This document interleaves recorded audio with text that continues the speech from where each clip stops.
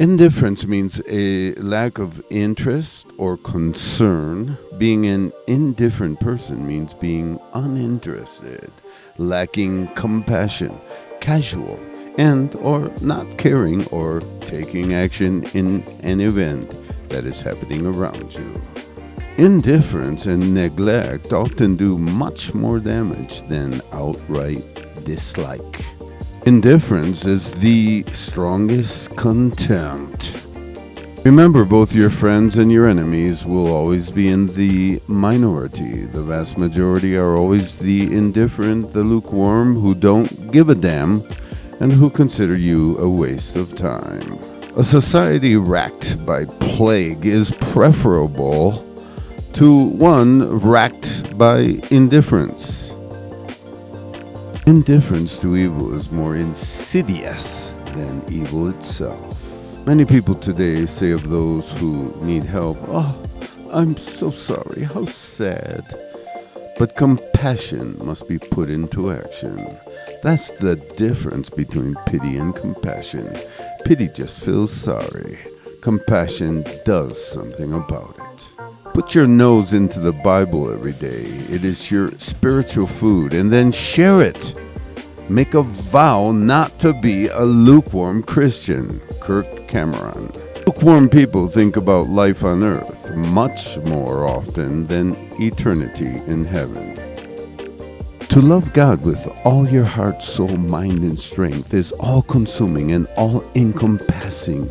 It is no lukewarm endeavor. It is total commitment of our very being, physically, mentally, emotionally, and spiritually, to a love of the Lord. Ezra Taft Benson. The core problem isn't the fact that we're lukewarm, half-hearted, or stagnant Christians.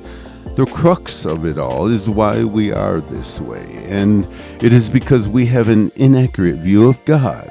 We see him as a benevolent being who is satisfied when people manage to fit him into their lives in some small way. We forget that God never had an identity crisis. He knows that he's great and deserves to be the center of our lives. Francis Chan. Moderation? It's mediocrity, fear, and confusion in disguise. It's the devil's dilemma. It's neither doing nor not doing. It's the wobbling compromise that makes no one happy. Moderation is for the bland, the apologetic, for the fence-sitters of the world afraid to make a stand. It's for those afraid to laugh or cry, for those afraid to live or die. Moderation is lukewarm tea, the devil's own brew. Dan Millman. But if you thrust your head above the multitude, you become like a mountain in their midst. And they will resent and resist and fight you because they can't understand you and don't want you. When you appear to be on a mountain while they are in the valley, they hate you because it's obvious you are above them, and they don't want anyone to be above them. They want to keep you stuck in the mud like the rest of them. They don't want it to be known that there is any other place to go than the valley, and they will do everything they can to discourage you from climbing the mountain. If today was your last day and you knew it, how much time would you spend on things that mean nothing in the scope of eternity? Your minutes would be extremely valuable, and you would choose to spend them on the things that were most important to you. The things of the world would seem pointless, almost offensive to your spirit. You would want to love those dearest to you and to make sure they know how much they mean to you. You would be righting any wrongs and working out anything that had come between you.